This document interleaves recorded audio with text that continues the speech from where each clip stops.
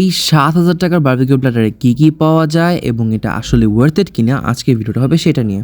তো আজকে আমরা চলে গেছিলাম সানসেট বিন রুফটপ রেস্টুরেন্টে, যেটা ডেকোরেশন এত সুন্দর আর ইন্টেরিয়র থেকে শুরু করে এক্সটেরিয়র সবই অনেক সুন্দর আর একটা ন্যাচারাল একটা ভাইব আছে। আচ্ছা চলেন দেখি আগে এই প্ল্যাটারে কী আছে। বড় বড় 6 piece আদানা kebab, 6 piece grilled prawn, 6 piece grilled chicken and বড় একটা বারবিকিউ কোরাল আর খুব মজাদার অনেকগুলা ক্র্যাব আর ইউনিক মাটন কারি আর রাইস।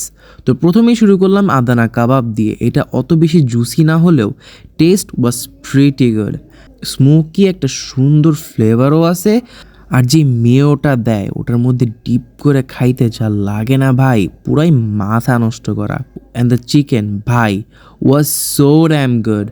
বাইরে দিয়ে একদম স্মোকি বারবিকিউ ফ্লেভার আর সাকলেন্ট সফট চিকেন মেয়োদের ডিপ করে খাইতে যা লাগে পুরাই জোস।